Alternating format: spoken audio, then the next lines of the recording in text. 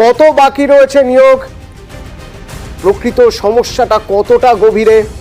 আবির প্রতিনিধি আমার সঙ্গে রয়েছে সরাসরি। আবির, উত্তর পূর্ব সীমান্তের এই যে দুর্ঘটনাগুলোর মধ্যে একটা কমন ফ্যাক্টর রয়েছে, তা হলো বাড়তি কাজের চাপ চালক এবং সহকারী চালকদের।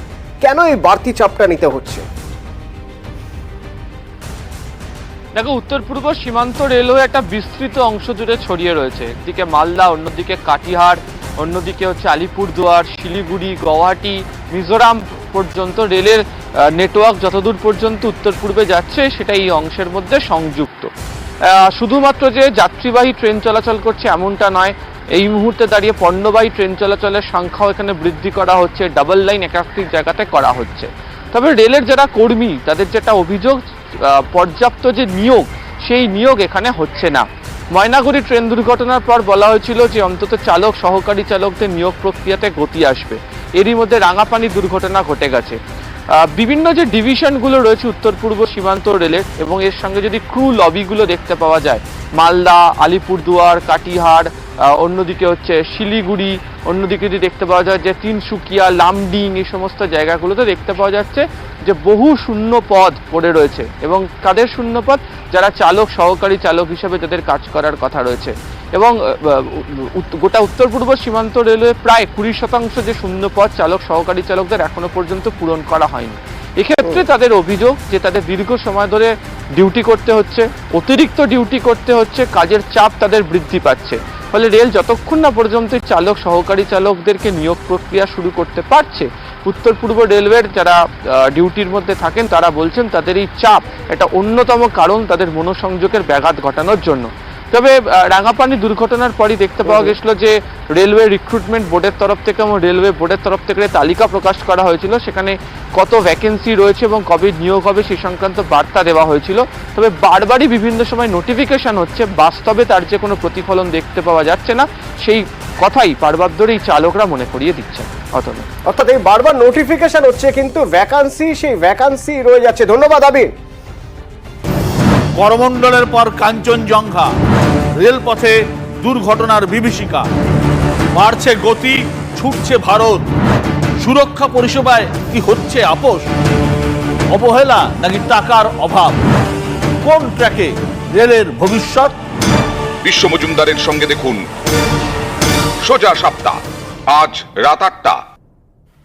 স্বর্গের উদ্যানের নাম ইডেন।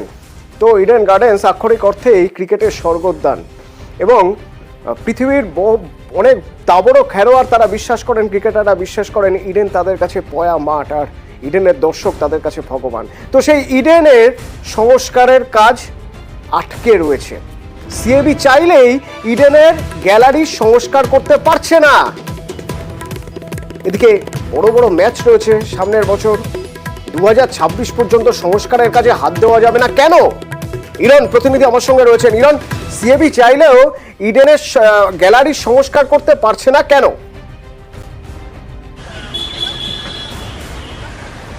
অতনু, দেখো, সবচেয়ে গুরুত্বপূর্ণ খবর এই মুহূর্তে যেটা, ইডেনের বিগত একদিনের বিশ্বকাপের পর সিএবি কর্তারা চেয়েছিলেন ইডেনটাকে রেনোভেট করবেন। মূলত ক্লাব হাউসের উল্টো দিকে যেখানে জিএইচ যে ব্লকগুলো রয়েছে, ইএফ জিএইচ যে ব্লক, সেটা পুরোটাই ভেঙে ফেলে নতুন করে করা হবে এবং আধুনিকরণ করা হবে, এবং যেখানে দর্শক আসন বাড়বে। ইতিমধ্যেই 60,000 দর্শক রয়েছে, সেটা বেড়ে প্রায় 90 থেকে 1 লাখ হওয়ার কথা। কিন্তু কোনোভাবেই সেই কাজ হাত দিতে পারলেন না সিএবি কর্তারা, এবং তারা সিদ্ধান্ত নিলেন 2026 পর্যন্ত এই কাজ তারা করতে পারবেন না। তার কারণ কিন্তু খুব গুরুত্বপূর্ণ, কারণ ইডেন রয়েছে, যেটা আমরা জানি ময়দান চত্বর, এটা লিজ দেয় ভারতীয় সেনা, আর্মির কাছ থেকে লিজ পেতে হয়। 2022-এর পর থেকে লিজ নতুন করে সিএবি কর্তারা পাননি। 15 বছরের টার্ম, একটা 15 বছর পর পর লিজ রিনুয়াল হয়, অর্থাৎ চুক্তি নবীকরণ হয়। এই যে সেনার যে মাঠ, সেখানে তারা খেলা করার জন্য এই চুক্তি বারংবার সিএবি কর্তারা বলা সত্ত্বেও তারা বলছেন, তাদের দাবি যে এখনো পর্যন্ত লিজের যে নতুন চুক্তি সেই খসড়া তারা পাননি। সেই কারণে তারা হাত দিতে পারছেন না। এই কারণে, কারণ আর্মির কোনো জায়গায় হাত দিয়ে কিছু ভাঙাচোরা করলে সে জায়গায় কিন্তু আর্মি সেটা বাধা দেবে এবং অবশ্যই পরোক্ষে সেটা ভেঙে দিতে পারে। তাই সিএবি কর্তারা মোটামুটি ডিজাইন ফাইনাল করে ফেলার পরেও তারা ভেবেছিলেন 2026 টি-20 বিশ্বকাপের আগে নরেন্দ্র মোদী ক্রিকেট স্টেডিয়ামের সঙ্গে টক্কর দেবেন, আহমেদাবাদের মতো প্রায় 1 লাখই দর্শক করবেন, কিন্তু সেটা সম্ভব হচ্ছে না। যে অবশ্যই মাঠটা যেরকম আছে সেরকমই থাকছে। এবার একটা প্রশ্ন হয়তো উঠতেই পারে, তাহলে এখন যে ম্যাচগুলো হচ্ছে, বেঙ্গল প্রিমিয়ার লিগ হচ্ছে বা সামনের দিকে আগামী বছর শুরুতে ম্যাচ আছে, সেগুলো কি করে হবে? আর্মির তরফ থেকে, যেটা সিএবি থেকে জানা গেছে, আর্মির তরফ থেকে তারা ইস্যু ভিত্তিক বিভিন্ন খেলার সময় তারা একটা অস্থায়ী পারমিশন দেন, সেই ভিত্তিতেই কিন্তু চলছে। কিন্তু 15 বছরের যে লিজ পাওয়ার কথা 2022-এর পর থেকে, সেটা কিন্তু এখনো পর্যন্ত সিএবি পায়নি। আরেকটা জিনিস বলে রাখবো, এতে একটা অন্তত সিএবি যদি অসুবিধা, অবশ্যই ফ্যানদের একটা ভালো দিক, আগামী বছর কেকেআর যেহেতু চ্যাম্পিয়ন হয়েছে, তারা ফাইনাল ম্যাচটা এবং একটা সেমিফাইনাল ম্যাচ ইডেনে হবে। অনেকের মধ্যে আশঙ্কা ছিল এই ম্যাচটা কি ইডেনে করা সম্ভব? হ্যাঁ, করা সম্ভব। তার কারণ যেহেতু ইডেনে সংস্কার হচ্ছে না, সেক্ষেত্রে গ্যালারি হয়তো দর্শক আসন বাড়বে না, কিন্তু যে দর্শক আসন রয়েছে তা থেকেই করা সম্ভব। তবে সব খারাপের মধ্যেও কিন্তু ভালো খবর কিছু থেকে যায়, যেমন এই সংস্কার হচ্ছে না বলে কেকেআর এর খেলা হবে সামনের বছর এবং 2026-এর আগে সংস্কারের কাজে হাত দিতে পারবে না সিএবি। ইরন জানাচ্ছিলেন স্কুল ছুটি হয়ে যাওয়ার পরেও অনেক জায়গায় দেখা যায় স্কুলের ফ্যান লাইট জ্বলছে। এই বিদ্যুতের অপচয় রুখতে হবে। তো এই বিদ্যুতের অপচয় রুখতে কড়া পদক্ষেপের নির্দেশ দিয়েছেন মমতা বন্দ্যোপাধ্যায়। মুখ্যমন্ত্রী মমতা বন্দ্যোপাধ্যায় অ্যাকশন নিতে বলছেন স্কুল শিক্ষা দপ্তরকে, এবং মুখ্যমন্ত্রীর কড়া বার্তার পর এবার স্কুল শিক্ষা দপ্তরের অ্যাকশন। বিদ্যুৎ অপচয় রুখতে আচমকাই স্কুল পরিদর্শন করতে পারেন পরিদর্শকরা। রাজ্য স্কুল শিক্ষা কমিশনার সেরকমই বলছেন।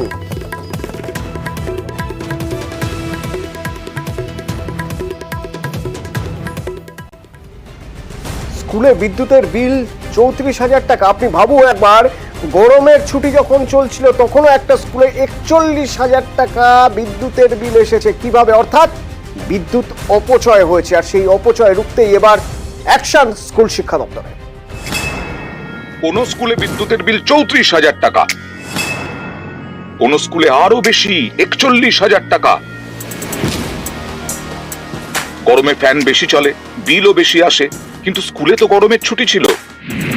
তারপরেও যাদবপুরের এনকে পাল আদর্শ শিক্ষায়তনে মে মাসের বিল 41,380 টাকা। গত বছরে যা ছিল 11,060 টাকা। এক বছরে কি এমন হলো যে বিদ্যুতের খরচ 4 গুণ বেড়ে গেল? স্কুল কর্তৃপক্ষের দাবি, ভোটের জন্য 24শে মে থেকে 11ই জুন পর্যন্ত স্কুলে কেন্দ্রীয় বাহিনী ছিল। তখন দিন রাত টানা ফ্যান চলেছে, লাইটও জ্বলেছে। এর জেরেই এবার ইলেকট্রিক বিল এত বেশি বলে দাবি স্কুল কর্তৃপক্ষের। আমাদের 22শে এপ্রিল থেকে স্কুল গরমের ছুটি পড়েছিল। 2024 থেকে 11ই জুন 2024 অবধি কেন্দ্রীয় বাহিনী জেনারেল ইলেকশনের জন্য বিদ্যালয়ে অবস্থান করছিল। তারা 11ই জুন স্কুল ছেড়ে বিকেলবেলা চলে যায়। তো তারপরে আমাদের কাছে বিলটা আসে, দেখা যায় যে 41,380 টাকা, যেটা আমাদের নর্মাল বিলের চাইতে ফার হাই যে বিলটা এসছে। একই অবস্থা যোধপুর পার্ক বয়েজ স্কুলের। এই স্কুলে মে মাসে বিদ্যুতের বিল এসেছে 34,172 টাকা। গত বছরে যা ছিল 7,150 টাকা। আমরা বাৎসরিক 1 লক্ষ টাকা পাই electricity bill, room maintenance, water, sanitary প্রভৃতি বিষয়কে মেনটেন করার জন্য। যদি 1 মাসের বিল আমাদের 35,000 ওঠে, আমরা ইচ্ছা থাকলেও অভিভাবকদের কাছে বেশি টাকা চাইতে পারি না বা কোনো অজুহাত দিতে পারি না। এই বিলটা আমরা কিভাবে পেমেন্ট করব সেটা আমরা বুঝে উঠতে পারছি না। একটা সরকারি স্কুল, আমরা সামান্য টাকার বিনিময়ে ছাত্রদের শিক্ষাদান করি, সেক্ষেত্রে এটা কিভাবে আমরা ছাত্রদের টাকা থেকে এটা পেমেন্ট করব, এটা আমাদের পক্ষে বোঝা দুষ্কর। সমস্যা সমাধানে স্কুল শিক্ষা দপ্তরের দ্বারস্থ কলকাতার একাধিক স্কুল। বিপুল বিদ্যুতের বিল মেটানোর জন্য নির্বাচন কমিশনের কাছেও আবেদন জানানোর কথা ভাবছে তারা। ক্যামেরায় বিপুল ঘোষের সঙ্গে অমিত সরকার, নিউজ 18 বাংলা। আজ